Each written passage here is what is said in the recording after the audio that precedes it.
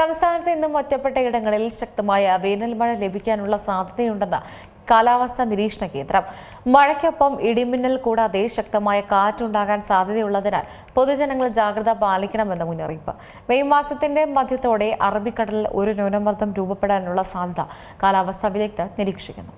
സംസ്ഥാനത്ത് ഇന്നും ഒറ്റപ്പെട്ടയിടങ്ങളിൽ ശക്തമായ വേനൽ മഴ ലഭിക്കാനുള്ള സാധ്യതയുണ്ടെന്നാണ് കാലാവസ്ഥാ നിരീക്ഷണങ്ങൾ സൂചിപ്പിക്കുന്നത്.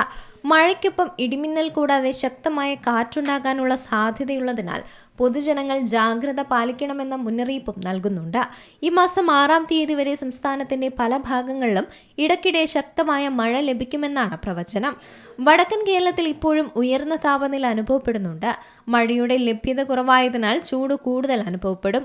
അതേസമയം മധ്യതെക്കൻ ജില്ലകളിലും താരതമ്യേന മികച്ച മഴ ലഭിച്ചിരിക്കുകയാണ്. മീറ്റ് ബീറ്റ് വെതർ നടത്തിയ മുൻ നിരീക്ഷണങ്ങളിൽ വടക്കൻ കേരളത്തിലും ശക്തമായ മഴ ലഭിക്കുമെന്നായിരുന്നു പ്രവചനം. എന്നാൽ അത് പൂർണ്ണമായും യാഥാർത്ഥ്യമായില്ല.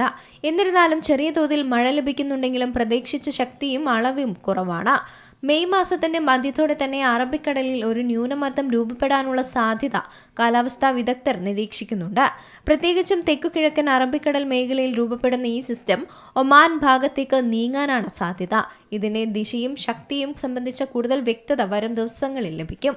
ഈ ന്യൂനമർദ്ദ വ്യവസ്ഥ കേരളത്തിൽ മഴ വർദ്ധിപ്പിക്കാൻ സാധ്യതയുണ്ടെന്നാണ് വിലയിരുത്തൽ.